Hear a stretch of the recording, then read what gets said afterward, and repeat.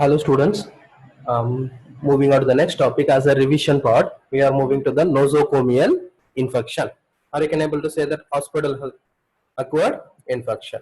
So what is nosocomial infection? Infection develops in patients after admissions, particularly in the hospital, which was neither present nor in the incubation period at the time of hospitalization. So they may become evident during patient safety or after their discharge. So you can able to say that another name as hospital acquired infections or hospital associated infection or hospital infections. The infection developed in patients after admission in the hospital. Okay.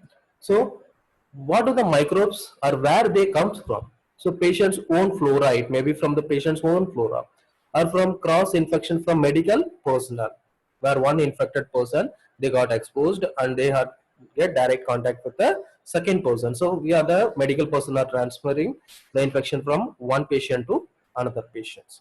Then cross infection from patient to patient. Patient themselves having communication where the nearby bed patients. Then hospital environment, which is having inanimate objects, that is microorganisms are present in the hospital.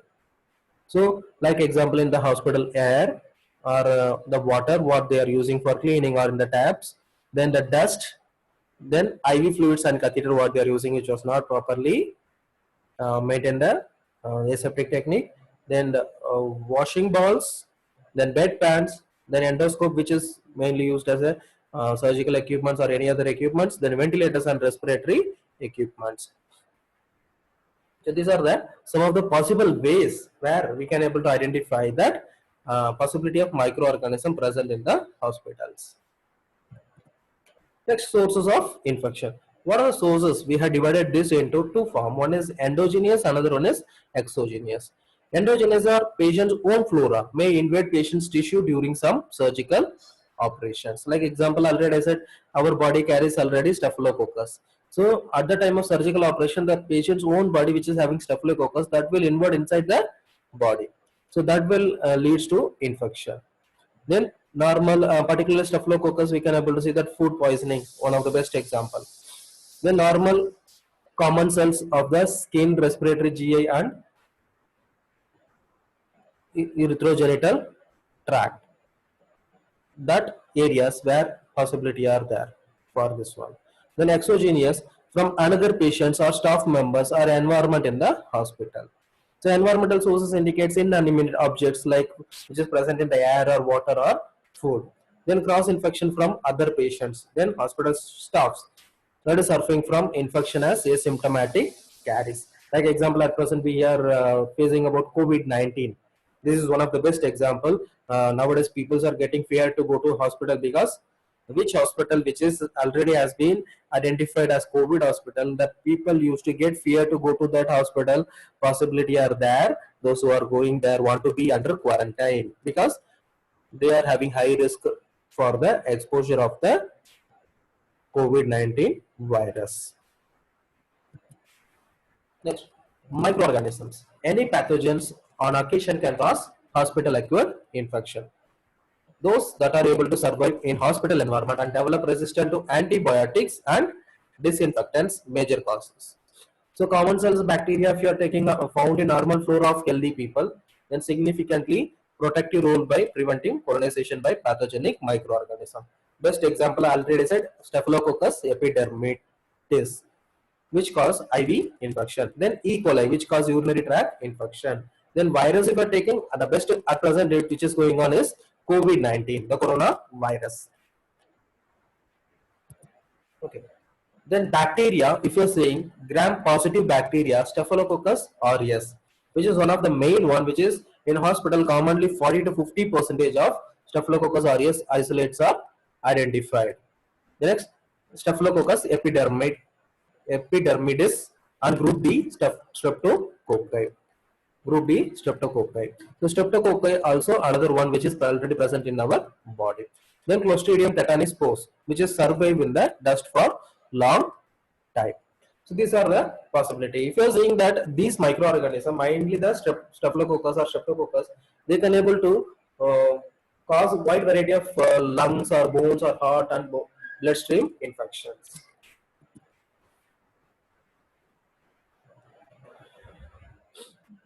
So MRSA, that is multi-drug resistant staphylococcus aureus, colonize hospitals and cause nosocomial infection, thus known as hospital staphylococci.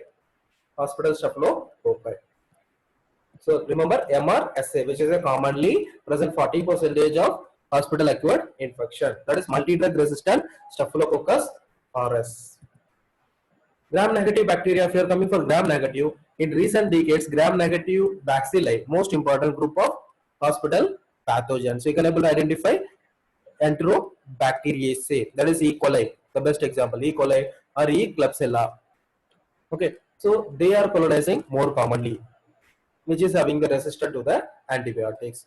Then Pseudomonas, often isolated in water and damp areas. They are colonize the digestive tract of hospitalized patients. Ability to survive and multiply at low temperature. Then resistant towards antibiotic and disinfectants. These are gram negative. Over the gram positive, staphylococcus and streptococcus. Over the gram negative, E. coli and Pseudomonas. Viruses, HIV, hepatitis B and C, and at present corona, and cytomegalovirus virus, herpes, then influenza, enterovirus, adenovirus, which will cause hospital acute infection, maximum viruses.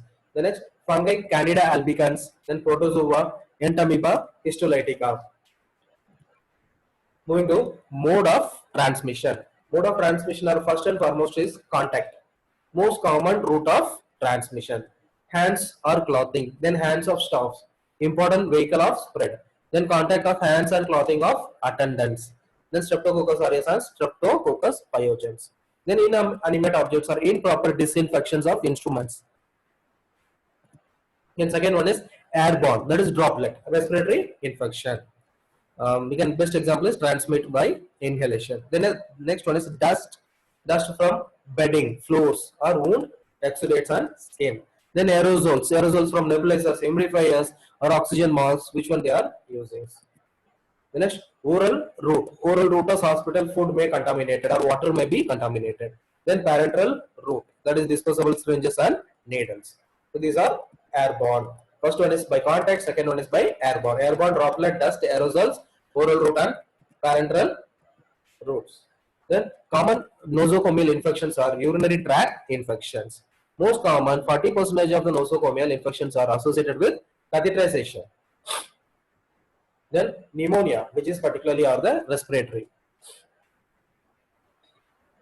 So you can able to see that the upper respiratory tract infections also more common. Leading causes of mortality in patients suffering from hospital acquired infection, that is pneumonia. Uric aspiration in unconscious patients on pulmonary ventilations. Then wound and skin sepsis. Following surgical procedure when causative agents are introduced into the tissues during operations. Higher in elderly patients manifest with a week of surgery. Non-surgical wounds due to burns, bed sores. Then gastrointestinal food poisoning due to salmonella or Shigella. Then enterotoxic manifestations due to staphylococcus contamination of cooked food or diarrhea. These are more common. Next, bacteremia and septicemia, bacterial invasion of bloodstream via the intravenous canalizations. Then gram-negative bacilli is the common pathogen. Then tetanus, inadequate attention to aseptic precautions or aseptic techniques are not properly followed. So due to this, what happen? More possibility are the infections, which is spreading. Example, the injection sites you can able to see, and in case of delivery, the newborn baby, where the umbilical cord clamping and cutting, there also possibility are there for infection. Diagnosis: hospital acquired infection may occur sporadically as an outbreak. Then we can able to see diagnosis by routine bacteriological methods, that is direct smear examination, then culture and sensitivity testing. Identifying and eliminating required sampling from possible sources of infection such as hospital personnel, inanimate objects has to be tested. Then typing of isolate has to be done, may indicate the problem or to identify where the problem exactly present. So we move on to the main focus of the nosocomial infection, that is prevention. How we can able to prevent?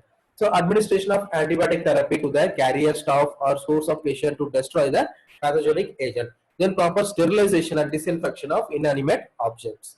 Then Disinfection of excreta and infected material is necessary to control the exit point of infection. The transmission can be controlled by regular washing of hands, or we can able to say universal precautions has to be followed, and PPE has to be maintained.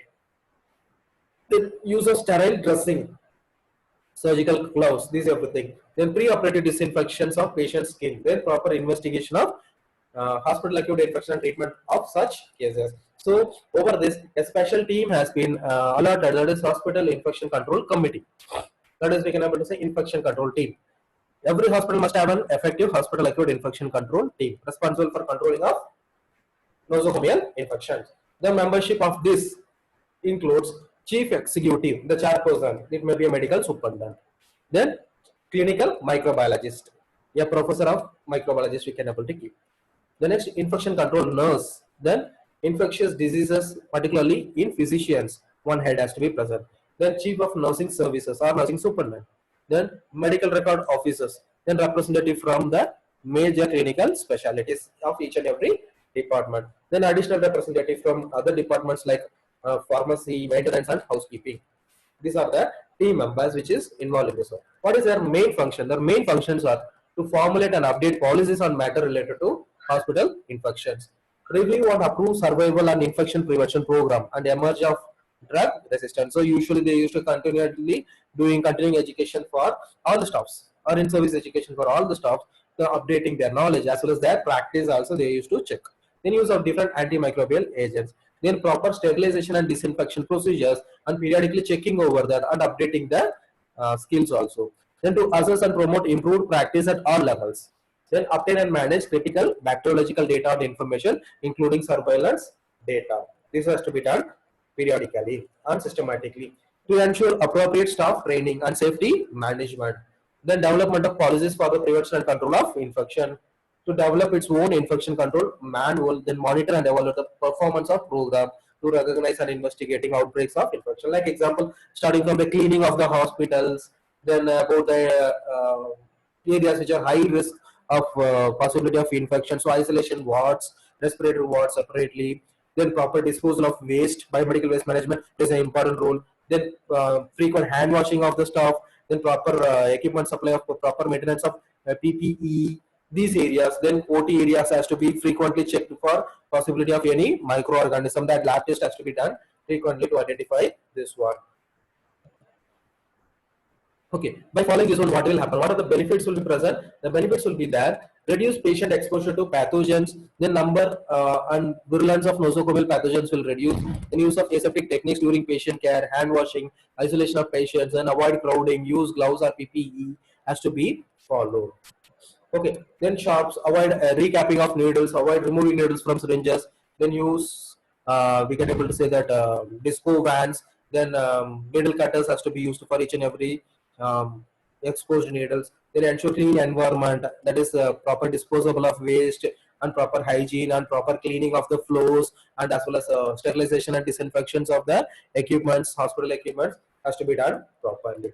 So by doing this, and for most common one is your hand can be dangerous. So wash them with soap and water to keep bacteria or microorganism away from the clients. So this is a proper information about nosocomial infection and a short review or revision about this topic. Hope so you understand about nosocomial infection.